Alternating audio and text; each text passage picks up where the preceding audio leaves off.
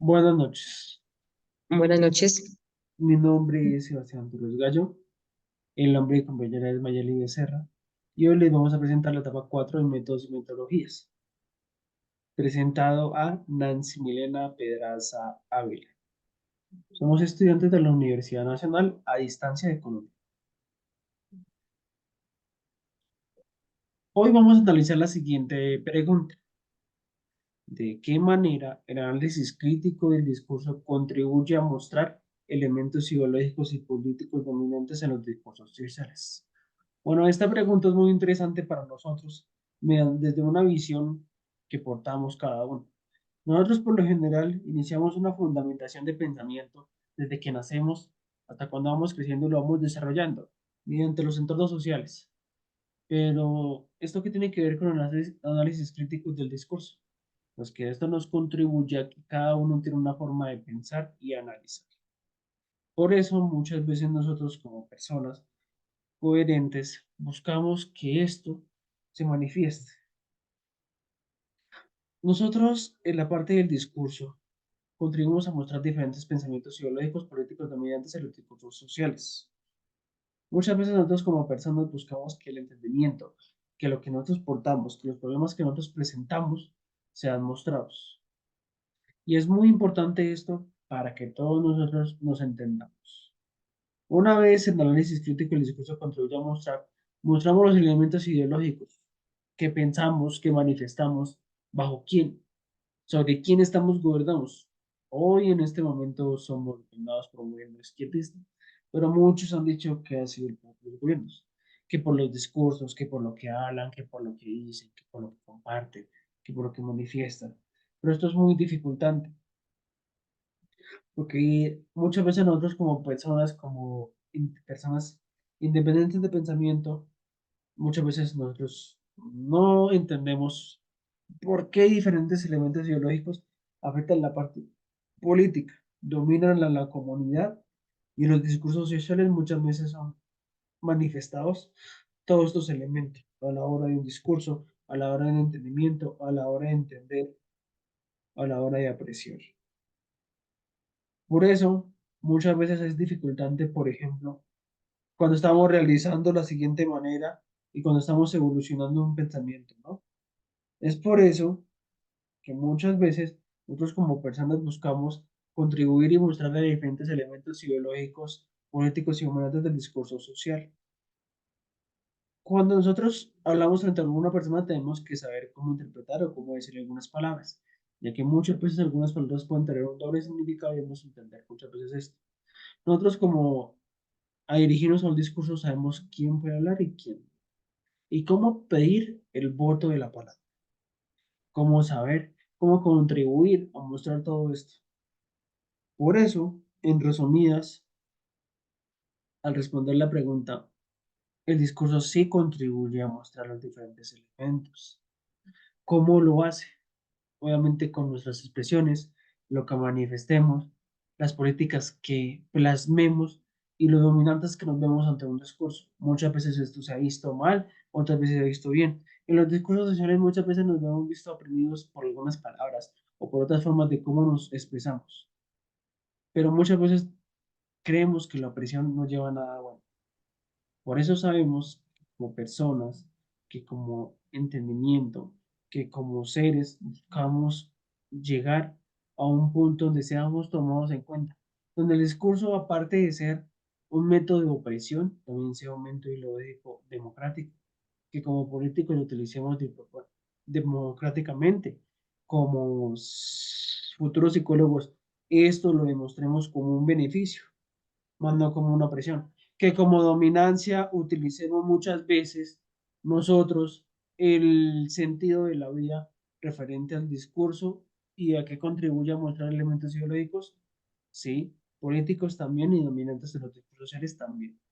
Y que como líderes, como personas, entendamos que el discurso es un beneficio para todos nosotros, una forma de expresión y una forma también de marcha, así como de demostración sobre lo que sentimos y apreciamos sobre la vida.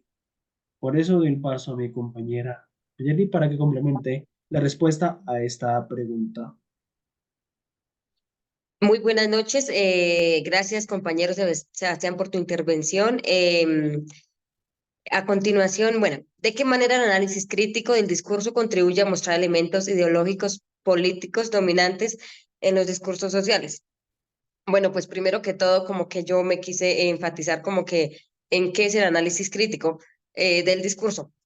Es un tipo de investigación que se centra en el análisis discursivo y estudia principalmente la forma en la que el abuso del poder y la desigualdad social se representan, reproducen, legitimizan y resisten en contextos sociales y políticos, como anteriormente lo decía nuestro compañero Sebastián. Bueno, principalmente en qué se enfoca. Se enfoca principalmente en problemas sociales y cuestiones políticas, en lugar de estudiar las estructuras discursivas fuera de sus contextos sociales y políticos.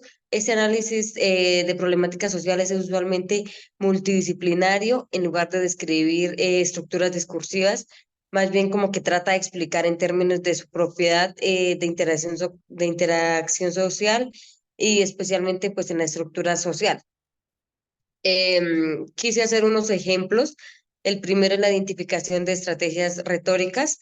Los análisis del discurso crítico estudian las estrategias retóricas utilizadas para persuadir o influir en la audiencia. Estas estrategias pueden incluir en el uso de metáforas y otras figuras de lenguaje que se pueden manipular con percepción y promover ciertas ideologías. Un ejemplo claro que tenemos es la metáfora de la guerra en contra del crimen, es decir, que puede perpetuar una visión militarizada de la seguridad pública. Un segundo ejemplo, instructora y compañero, eh, es examinando la estructura del poder.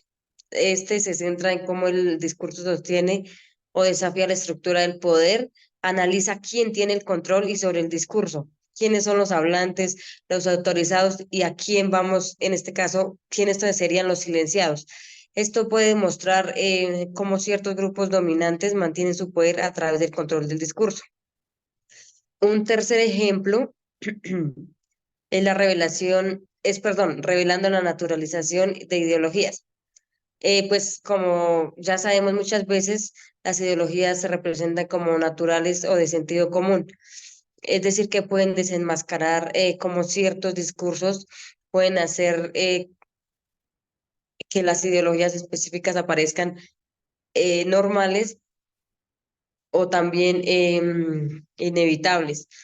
Un ejemplo que me pareció como que muy concreto y conciso es que, por ejemplo, los discursos neoliberales que promueven la desregularización del mercado pueden presentarse como la única opción racional, perdón. Por último ejemplo es estudiando la representación de los grupos sociales, que pues actualmente como que estamos muy enmarcados por eso. Esto investiga cómo se representa a diferentes grupos sociales en el discurso.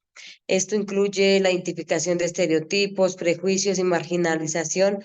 Un ejemplo es la representación de las minorías étnicas en los medios de comunicación que pueden reflejar y perpetuar relaciones de dominación y exclusión social. También quisiera incluir como la comunidad del Chocó, que muchas veces como que hemos visto no solo en noticias, sino también en las redes sociales, que hoy en día como que es el boom, que muchas veces el gobierno nacional en general, no solo este, sino también anteriores gobiernos como que siempre han descuidado esa parte como de la educación de los niños, los servicios de primera necesidad. Entonces son muchas cosas que como que hay concuerdan en un solo contexto. Gracias, compañera, perdón, gracias, compañero Sebastián, y gracias, instructora. Nada, compañera. Entonces nos damos cuenta que el análisis crítico del discurso contribuye muchas veces. Esta vez la compañera se especificó en la parte empresarial y diferentes situaciones sociales que están manifestándose en Colombia y que obviamente es una realidad que no debemos negar. Y es por eso que estos discursos o que esto que estamos dialogando, estamos hablando muchas veces nos permite que seamos tomados en cuenta, ya sean dos personas o tres que estemos hablando.